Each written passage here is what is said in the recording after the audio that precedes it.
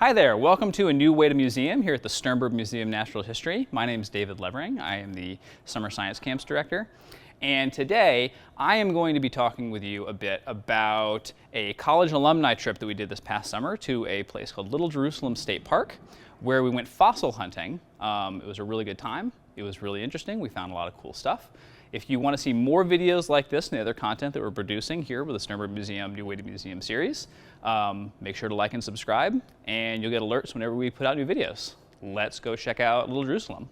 So this past summer, I took a group of our past students who are now in college, students who have participated in our summer science program in the past, on a special trip to Little Jerusalem State Park here in Kansas to go fossil hunting. This is a fairly new state park that was a result of a lot of work on behalf of different nonprofits and state agencies to set aside this really unique piece of land for preservation. There's a lot of fossiliferous rock there. It's a really spectacular landscape, as you will see. And what I wanted to do is go and take these students there who have participated in our field paleontology camps in the past and do a real quality fossil survey as best we could with the time we had. It's a very large area, so we were not able to cover the entire place. But we still covered a fair bit of territory. The rock that we are going to be exploring is from the Cretaceous Interior Seaway. So all the rock there is from the Cretaceous, and it is all marine sediment that is now on land and full of fossils and very much solid. And what we did is went out with specific permission from the state of Kansas parks, which we got in writing, which is why we're allowed to do this. If you do not have specific in writing permission from Kansas parks, you are not allowed to do this. It is state land, the fossils are protected, everything out there is protected. Please do not do that. Without that permission, you will get in trouble. This was something that we arranged through kind of a partnership with them to use our specialized knowledge to get a better idea of what's out there. So the students that participated in this trip have all done field paleontology camps through the Sternberg in the past as high schoolers. So they already had some training from us about how to go about doing this. They knew what to look for when surveying for fossils in these Cretaceous marine rocks. They kind of knew what they were looking for as like clams and fish and other things you will see from our field footage. And they knew how to take notes and conduct themselves in the field. So it was kind of a special opportunity for them to really put their prior training and education to work.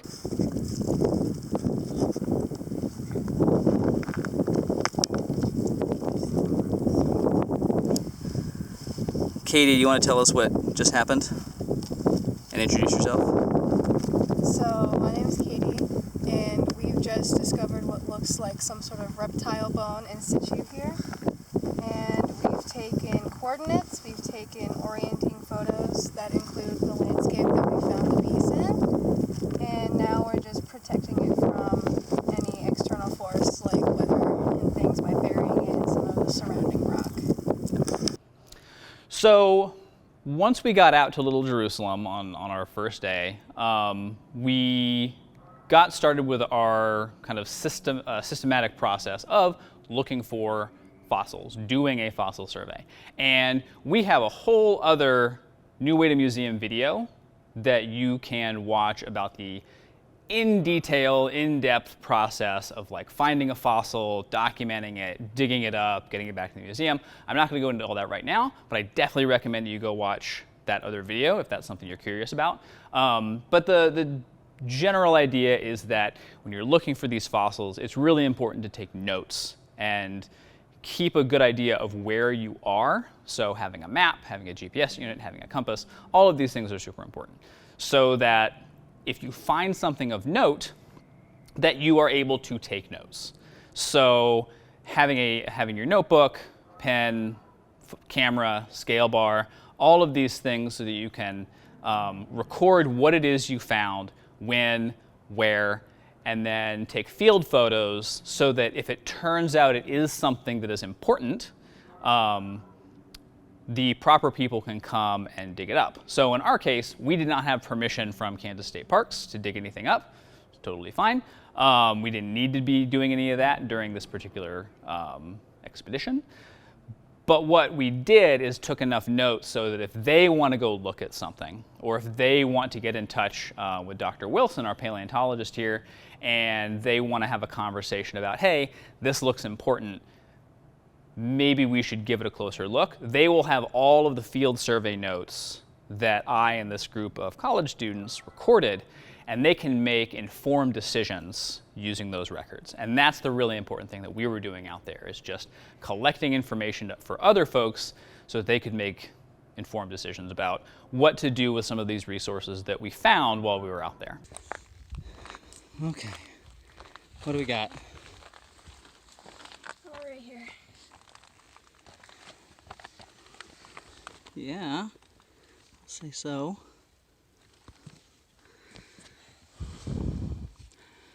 So this is definitely some fish bone that we have right here.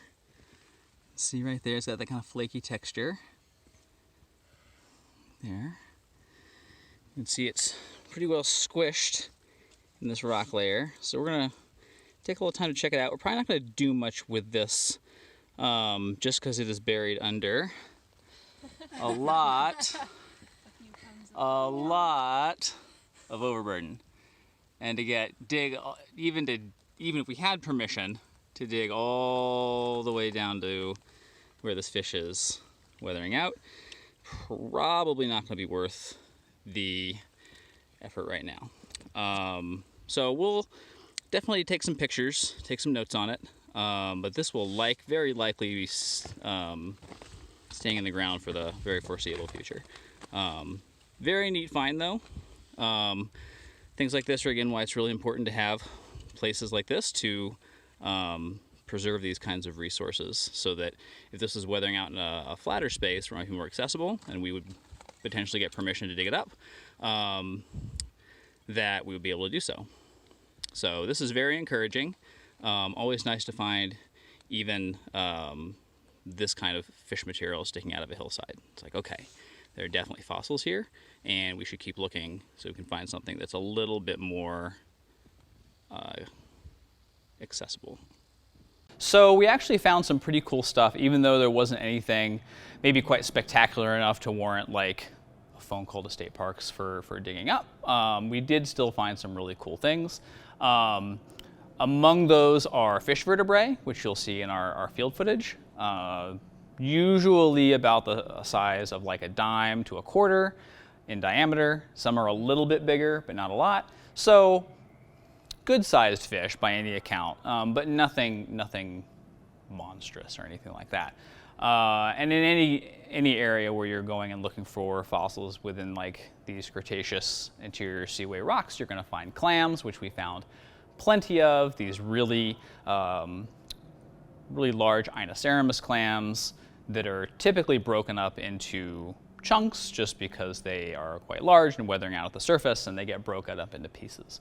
But when they were whole, you're talking about clams that are anywhere from like a foot to, in some cases, 3+ feet across, which is obviously very large for a clam by any standard. Other things that we're finding include shark teeth, which are quite common in the Cretaceous seaway. A lot of other fish bones, little pieces of fish fins broken up, ribs, other chunks like that.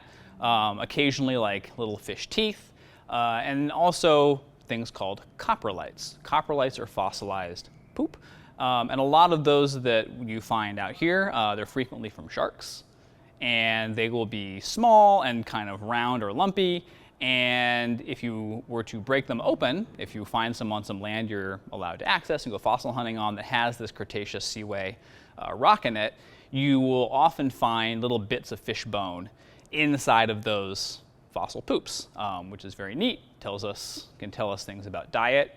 There's plenty of paleontologists that actually do research on cutting up coprolites and matching them to what organisms made that poop and what kinds of things they were eating when they were alive. So these coprolites can be scientifically quite useful. You also will find occasionally things like marine reptiles. We did not find any of that on this trip. unfortunately, very sad. But they're a lot less common, just because they're much larger animals and there would have been fewer of them compared to fish and clams and stuff like that. As well as things like pterosaurs. Again, nothing like that on this trip. Something we were definitely hoping for, but nothing that actually presented itself while we were all out there. I think one of the bigger highlights were just some of the larger fish material that we found. We found a string of vertebrae that was really neat. We found a piece of a fishtail. And those are the things where when you're finding it, you can fairly definitively say, this is a something, and be fairly confident in that and include it in your notes and records that you're keeping. But even though we didn't find anything necessarily like earth-shaking in its importance, it's still very useful to have this information that yes, Cretaceous rocks, this is about how frequently we were finding different fossils. Having information is better than not having it. And so even if we didn't find anything that might be considered like super important scientifically, we still are able to provide some really useful records for other scientists to use in doing their work. Thank you for joining us for this episode of A New Way to Museum. Don't forget to like and subscribe if you enjoyed this episode or any of the other ones that you've seen on our channel. If you'd like to learn more about the Sternberg Museum Science Camps, you can check out the link in the description down below.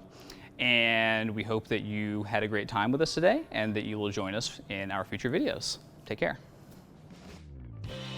Thanks for joining us in A New Way to Museum with the Sternberg Museum of Natural History.